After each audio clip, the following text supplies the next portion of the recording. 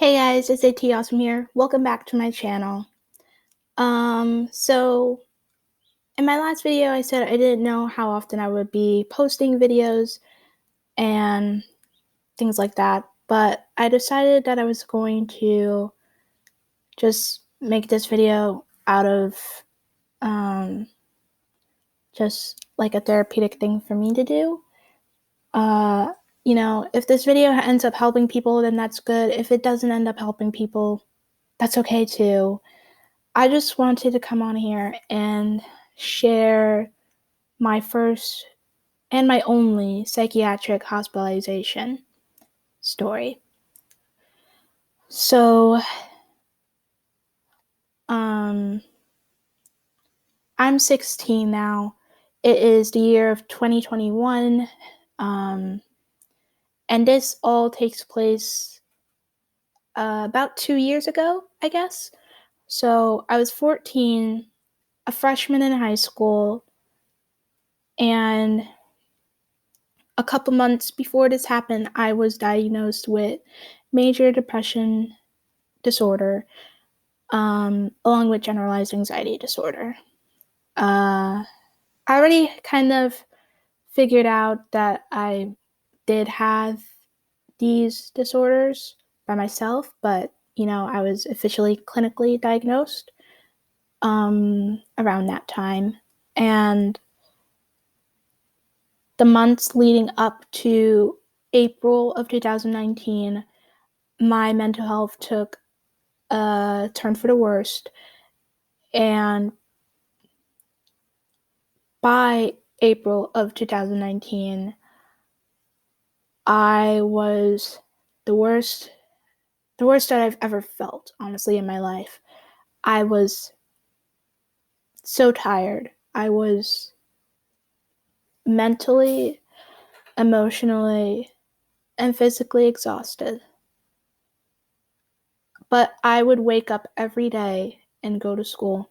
I didn't miss a single day of school because missing school when you're in high school is it's very hard. It's very hard to miss school when you're in high school because if you miss school, if you miss certain classes, you'll lose credit and you'll fail that class automatically.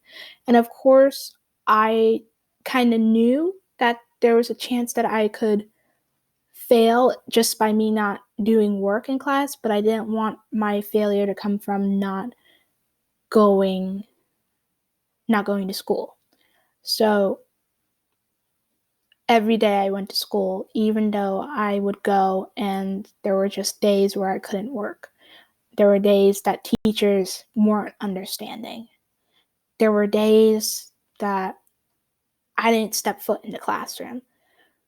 And all these days started piling up and piling up to the point where I just wasn't happy anymore. I wasn't happy with my life. I wasn't happy at school. I wasn't happy at home. And I just wasn't me at this point. April of 2019, I wasn't me anymore. So, during this time, I was in therapy. I was in a group therapy program. Sometimes I got individual therapy, but very rarely I got that type of therapy. It was mostly group. So, me having severe anxiety, of course, that didn't really, I make progress, but not that much. And I was not on any type of medication for my depression or anxiety either. And I never had been. Never had. Never. So I guess the story really starts off on April 31st, I think, of 2019. I was at school. It was a regular day, but it was a day that I was truly struggling. It was a day of, just negative thoughts. And I don't know what I can say and what I can't say here, But I didn't enjoy life. I didn't enjoy my life anymore at this point. And every day of April was pure agony for me. But this particular day, I felt done. And I never felt done like that before. So I knew I needed help. And I knew I needed help for a very long time. But the reason why I didn't seek out help was because of my parents. The stigma around mental illness, it was a huge thing. And it still kind of is a huge thing in my family. And because of that, I obviously felt like I had to keep quiet about how I was really doing. But, you know, this particular day, I really wanted to tell a counselor at school. I really wanted to tell somebody how I was feeling, but I knew deep down what would happen. And I didn't want that. I didn't need that. So I didn't tell anybody at school. And I guess you can say I just wanted somebody to ask me how I was feeling and to just tell them that way, but I couldn't tell them myself. So yeah. But anyways, I got through my day at school. Just barely, but I made it through. And after school I had my group therapy. It's not through the school, it's at this different place, a few towns over, wherever it was. I'm not going to say where it was. But I would go here 4 days a week and for 3 hours. And, when you're depressed, you try to hide it the best you can. You try to make sure that, nobody sees you suffering. Like, I don't know how to describe it, obviously, because it has been a long time since this has happened, so I don't really know how to describe it. Sorry if you hear background noise, but don't pay attention to that. Anyway, so I went to group therapy, and for the first time in a while, the head of the therapy place, she wanted to speak to me because she kind of wanted to check in with me and see how I was doing. I don't know why. She just decided that she wanted to talk to me, but whatever. I didn't fight it. I was just like, okay. And I don't know. I still don't know what made me spill the beans, as I like to say. I don't know what made me just tell her, oh, I haven't been sleeping well. I haven't been eating well. And I don't know what made me tell her all those things, but she did a full on, I forget what you call it. It's a crisis test or something. I don't know. But she asked me all those questions, and of course, I needed to go somewhere to get screened.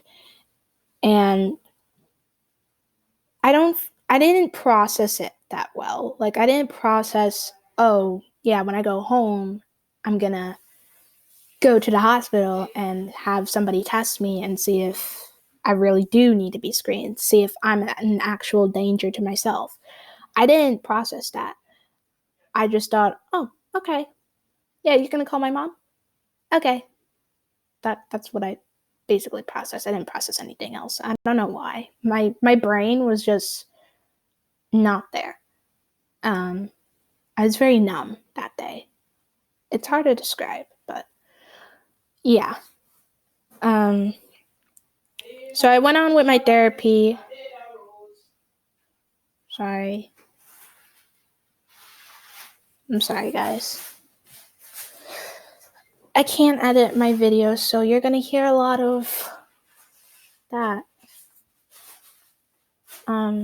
Anyways. Where was I? So I finished up my therapy for those 3 hours and I went home. And it was a shock to me when my mom said, we have to go. And I was like, go where? And she's like, I have to take you to that place to get screened. And I'm like, wait, what? It daunted on me very hard and sudden, and I was just very confused. But next thing I know, she's upset with me and doesn't really want to talk to me, and I'm having to get screened at this place. It's an acute psychiatric place, so it's for crisis stuff and things like that. I'm being very sensitive with the words I pick because I don't want this video to get taken down or anything like that. So I'm sorry if you don't really understand what I'm saying, but I'm trying to explain it to the best ability that I can. Anyways, so we were there for hours and hours. Next thing I know, the person who was screening me said that, oh, I would like you to stay in the hospital for 3 days at least. And I'm like, wait, you mean here? Like, here? Like, this place? Where am I going to go? Like, where's the hospital? I didn't even know where the hospital was because, guys, I've been screened so many times since I was in the 7th grade. I've had these mental health screenings done on me, and each time I would always get sent back home, no matter what. I don't know why, but, each time I went back home, I was fine. But this time, they said, yeah, I definitely want you to stay here for at least 3 days. And I'm like, oh, okay. The fact that they were telling me I had to stay there and that I was going to be screened, not screened, but like stay there and sleeping there and living there, I didn't know how to feel about that because I've never had that happen to me. So it was a very confusing, scary time.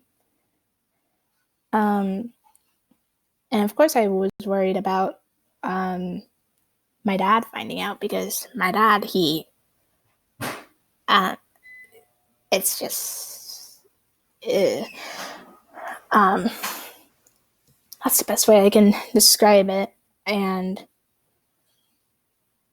then they were saying, oh, we're going to have to take you down to the emergency room to get a CT scan or something. And I'm like, for what? Like, why? And this was because they were concerned that I was having hallucinations. So they wanted me to get a CT scan at the hospital. And of course, that would take even more time. So I'm like, I have to ride in the back of an ambulance. I don't want to do that. Luckily, that never happened. I don't know why they said that was going to happen and then it never happened, but yeah.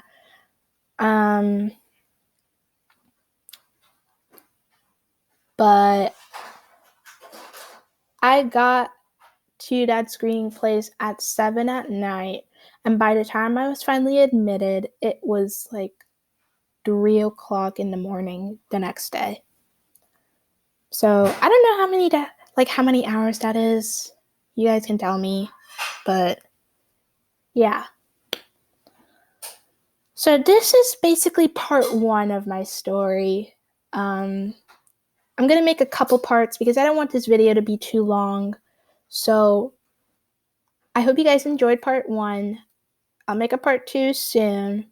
I'll try to do it tomorrow, but tomorrow I have school in person, so I'll be gone for hours on end, and a lot of things can happen after that. So you might get a video tomorrow, you might not. But either way, I hope you guys enjoyed part 1. If you did, smash that like button. Comment down below. Comment down below. Subscribe if you want. You don't have to. You can follow me on Instagram if you want, or you can follow me on TikTok. And I'll see you guys another time. Okay. Bye.